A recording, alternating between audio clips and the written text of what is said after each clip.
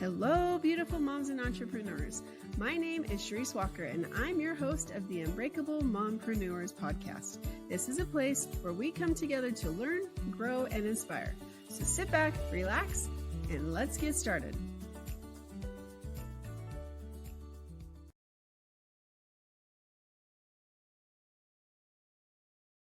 Hello, Unbreakable Mompreneurs.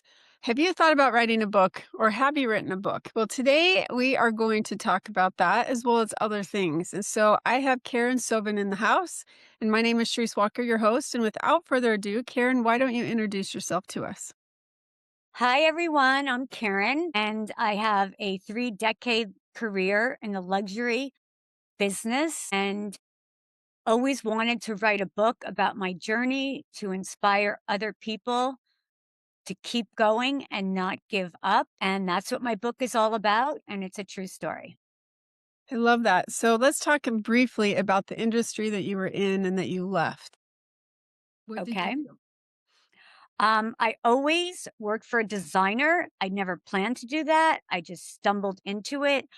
A designer that made high-end luxury goods. And I did extremely well at that. And when 2008 financial crisis came and I was trying to sell luxury in a market like Palm Beach with the Bernie Madoff scandal that could no longer afford it, I had to totally pivot. I was a single mom at the time and start my own, I guess, gig or side business or whatever you call it. And I did it. And everything I had learned up until then, just kept me pushing forward to be able to recreate a business during those times. And then later, when I met my second husband, a lawyer, and we got married, I did the same thing. I showed him all the same things that I had done for myself with his law practice. So basically, I just wanted to share those ideas with people in the market, in the workforce, about how they could do it too,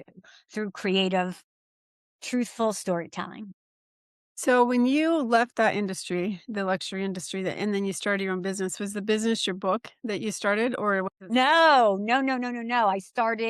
I had been doing to give back to my community. I had been making all these favors, party favors for baby showers, all the charity events. I had an old friend in New York, a high school friend, that I had encouraged him to start his business. And I realized there was a gap in the party favor book, or because we were in Palm Beach. And at that time, there was no internet. We're talking 95 on. He would give me products that I would wrap up in this beautiful cellophane and the ribbon, and you could see the pattern, ceramics, paper products, and I would match the theme of whatever the event was to the product I was crafting or just wrapping up. And so then I started a small business doing that and just selling those favors. What I had done as a hobby, I made that into a business. So let's now fast forward, and you decided to write a book. So what made you decide to do that? I just felt I had started writing it before COVID, and I just thought it was just such an interesting story. And I just felt this like compelling urge to share it. And as a voracious reader myself, I knew where books that I loved were lacking, and I wanted to write a true story that read like upmarket fiction. So in essence, it's a luxury product, but for the masses. One thing I love my business. I love that I could always make people feel so good by selling them these luxury products. But part of me was sad that it was only a certain percentage of people that I could sell to. Whereas with the book, whether it's audiobook or Kindle, I feel like I'm giving everybody a glimpse, not into how they can prosper, but into how one girl did it in the heart. Good for you that you did that. What I think is so interesting about it is that I went there working, these are my clients, and then through my hard work and my authenticity, then I became one of them. So now I'm the one donating the favors to all the charities that are in my book, or that I have chapters in my book. I have donors underwriting. Oh, that because of if they support the charity, will underwrite a mug with her book title on it, or that kind of stuff. And that was something I never even expected, which I thought was so interesting. So, how long did it take you to write your book, first of all? I don't even know because every time I had a family crisis, I had to stop, but I probably did it in 2 years. Okay. Yeah, so did Yeah. I. Mhm. My second one, it's gone a lot faster, but that first one, blood, sweat, and Oh, tears. yes. Yes, especially because mine is memoir. You're reliving all of those. Yes. Another reason I wrote it, what I want everyone to know is that with publishing being so much more accessible now, I think everybody should find someone in their family who can write their story. If they can't do it themselves, like you and I did, because I believe the stories that you hand down are almost more important than, your parents trying to give you upward mobility through education and all that kind of stuff. Well, yeah, because history repeats itself, good or bad. You gotta learn from it, right? So I think everyone should somehow I did mine through journals. I always felt that what was so fascinating, what was happening to me was so exciting for some girl whose mom was a first generation American. So, but I didn't even really need my journals. But if I did, just to fact check stuff, I did go back to them to make sure I had the right places and times. I did that too. And Yep. then I wanted everything to be correct. the and there's one that it was like a song that my one of my first boyfriends, and I couldn't remember the song, so I go to my journal and I didn't write it in there. I didn't even know the title of it. It's like something about "I love you, I love you, I love you," and but I'm like, "Okay, that's why I don't remember the song because I didn't know it back then either." Right. Right. That's so funny. Yep, that's great. Okay, so are you a self-publisher or do you publish? It was published with a company called Legacy Launchpad. Okay. And I interviewed so many publishers, and just like I always did everything else in my life, I really wanted just it was just the right fit for me because everybody I felt like they were like me when I was working for a designer. Everybody was so passionate about my project, and I was so happy that I was able to give this whole team of people something to work on. Like, the designers had given me in the past a beautiful luxury product. It's kind of like a reverse synthesis, but the girl who founded the publishing company, Anna David, she called it fiction, but it was based on her life experiences. So I figured somebody who wrote a book like that would know how to handle my story. So what do you wish you would have known that you know now that you've written the book, like starting out? I wish I would have known. And it wouldn't have changed. I'm kind of glad I didn't know it because I probably wouldn't have pushed so hard to write it. And I wish I would have known that now in the world we live in, people's attention spans are limited. And selling a book is a hard process, even though I did that my whole life. That's how I made a living and a very good one. But I wish it was more about connecting people to the story versus all the self promotion you have to do. That's just not my thing. I 100% agree. It's like I wrote the book, I put all my time and energy, and now I'm like, "Oh, now I have to go let people know that I wrote it."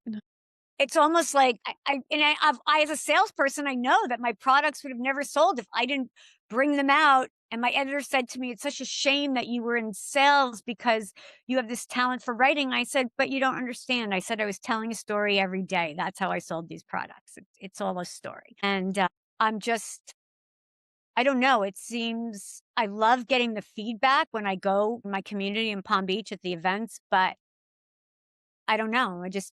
I don't want to.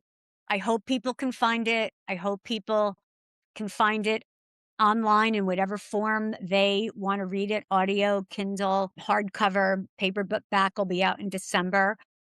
But at the same time, I don't want to push it on people. Yeah. So when you say audio, did you read your book or did? I did not read it. And this is why I was successful in business. I am so meticulous about every detail. They sent me auditions from voiceover actresses, and I picked the one that I thought was best to tell my story. And I sat in the studio with her in LA, making sure, because my book has a lot of Hebrew pronunciations, there's British characters. She got every accent right. And that alone was a whole other completely exciting process. And again, I probably could have read it, but I wanted to give somebody, mm, somebody I wanted to give somebody that work, somebody who's a professional. Well, that's really nice of you. Well, luckily, because I did so well in my industry, I'm able to do all these things. So are you doing the book full time and the promotion and things, or I have been, I totally have been, and, luckily, Palm Beach is a seasonal place, and it will end when the season's over, going to all these charity events and, talking about it, and like I said, there was a mug with a picture of the book even in one favor bag, there's gonna be something else in another favor bag, but that's a great idea. it is a great idea, and everybody loves it because then they become part of my story or they become part of Palm Beach, so it's kind of fun, but, honestly, I can't wait till it's over. Okay, so let's talk about your book. What I know it's about you, but give us some details about it. Why would somebody buy it? Someone would buy it if they want that typical reluctant hero story about how just about a girl following her path, not for money, getting there, getting to that side, but just by becoming successful by doing what they do best despite all the perils that are thrown at me. And it's funny and it's satirical. And I think it's an enjoyable way to read that kind of rags to riches story. And set against the beautiful backdrop taking place on Palm Beach Island, a place that very few people have access to. It's a glimpse into a world people would never see. If I hadn't been a young mom and had to move there because I couldn't afford to stay in New York City, I would have never known it. And it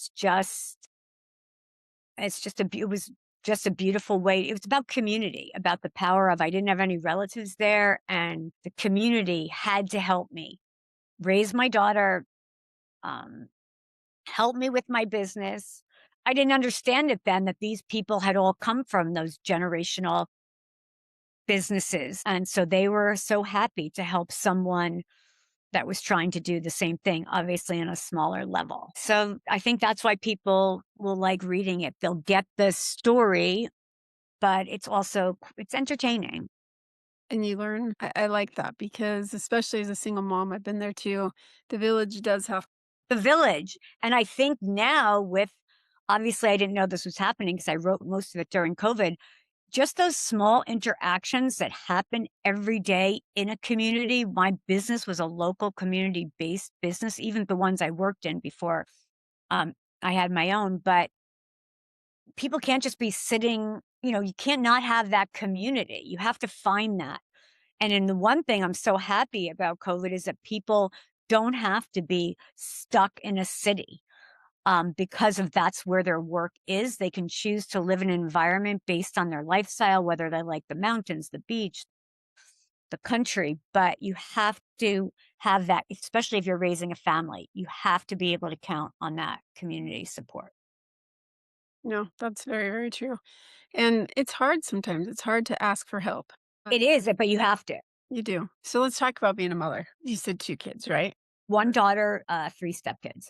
Oh, okay. That's all right. So, as a mother, especially if even a single mother, what are some things that you learned in that process? The things I learned is that you have to let the child develop. You can't just do everything for them because you do it better or because you have to really take that time. I didn't, because of all my hardship, I didn't want my daughter, my own daughter, to fail. So I was a little bit too, um, I don't know, helicopter or whatever that is, because I didn't want her to fail like I did. But kids learn from failing. So if so you have to let them. Yeah. You can't push, you can't make everything so cozy and cushy that because it's those challenges that are going to make them grow. It's so true. My son has a car that it doesn't work right now. And so he parked it at our house because his landlord won't let him have 2 cars where he is. And so he came over, and one day I was going after my puppy this week, and I look over and his window is down on the driver's side. And it's supposed to rain that day and rain a lot. And we haven't had rain like all winter. But so I call him, I said, "Hey, your window's down." He's like, "Well, the keys are in the house. Like if you'll just roll it back up." Well, the battery was dead. And so I had to leave. And so he came over later that afternoon and he finds out that he can't roll the window up because for whatever reason, the window fell off the track God. while sitting in our driveway. I don't know how that happened, but I can blame it on the earthquake. Kidding. But so anyway, he's like, "Mom, I'm learning so much. I'm just learning, I'm trying, and I can't get ahead. And I'm just learning so much." And it is hard because when we were raising him, I mean, like we were on food stamps for a short time. And then to pay for his band, we had to sell sugar cookies. I mean, we were broke. And where we are today is way different, completely different. And I think it's hard because he watches, he's like, "Well, why are you making, like, you could help me." And although we do occasionally might fill his gas tank up or something, I'm not going to, and it's because he has to learn, and it's hard to watch, but he learns self-reliance, he learns to depend on himself, he learns confidence that way, and it's hard, but, a mentor of mine once said, "Confidence equals competence." Yes, that's a great saying. Love that. And, he actually lives in Florida, and, as hard as it is, if you give them confidence, they know that they can accomplish it. Right. That's amazing. I love that.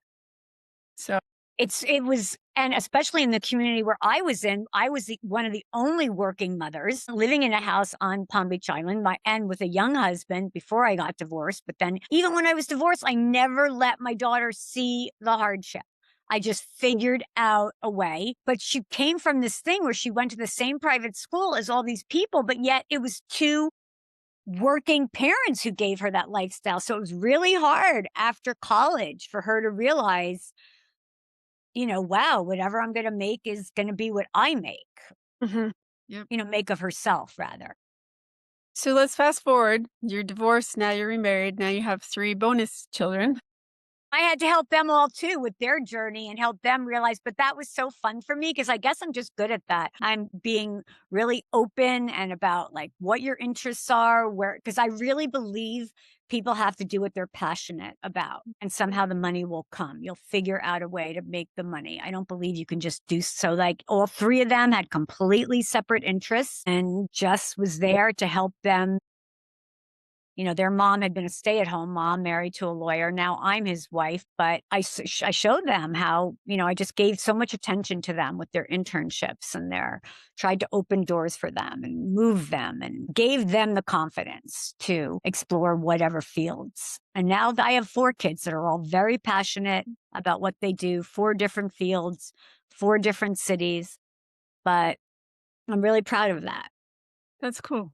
So Yeah. how did you create the relationship? I mean, how old were they when you Well, one girl was just leaving for college. But what was interesting was that my husband, that's kind of the reason I was introduced to him. His son, he was the custodial parent of the son who was only a year older than my daughter. So that's also a theme that transcends my book, was that I never realized how much it wasn't hard for me to have this 12-year-old boy. And a lot of that is in my life. It depicts that relationship when I met my husband and when I met him because they lived together and that whole relationship. But he's probably the closest to me out of even my own daughter because he was with his dad all the time and I was the girlfriend there. So I was able to take that same strategy and apply it to him. So it talks about it doesn't have to be your biological child. You can still make an impact. You can still, and I did that with all my friends' kids too, like my friends that I grew up with, even if not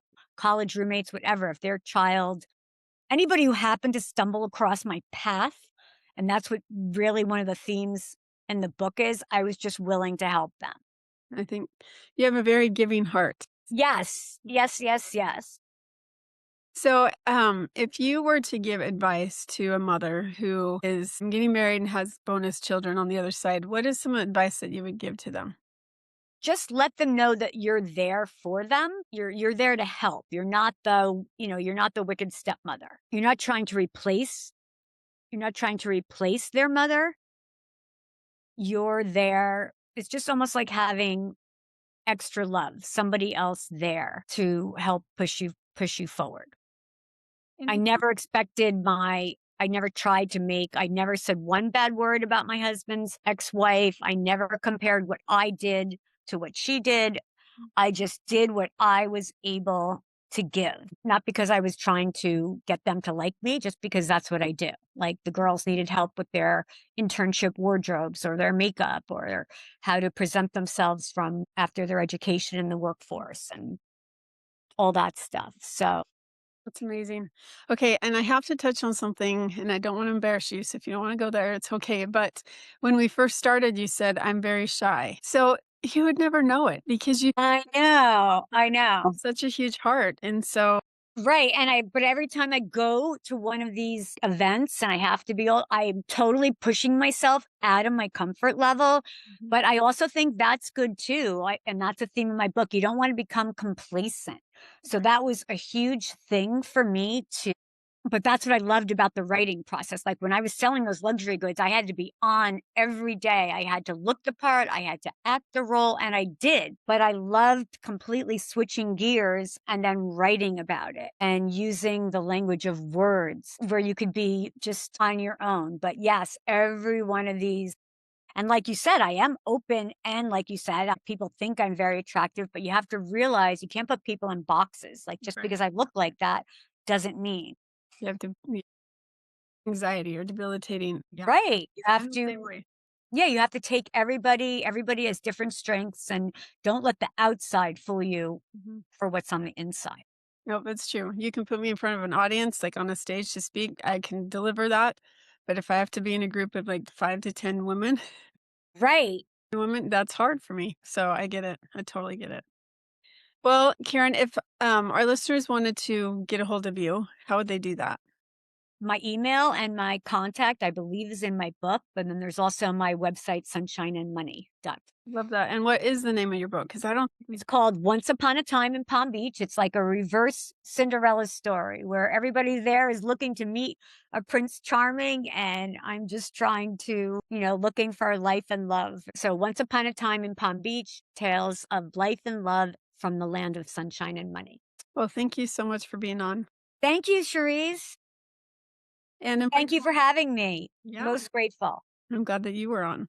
Okay. Unbreakable Moms, perfect example of resilience, of perseverance, of pushing yourself and just following your passion and your dream. And so that is all about what this podcast is about. And I hope you go out and make it a great day. Beautiful moms, remember, you are unbreakable. Keep illuminating the world with your strength, pursuing your dreams, and reveling in the splendor of motherhood. This is Charisse Walker, bidding you farewell for now. Stay tuned for more empowering conversations on the next episode of the Unbreakable Mompreneurs podcast. Until then, keep shining bright. Signing off with love, Charisse Walker.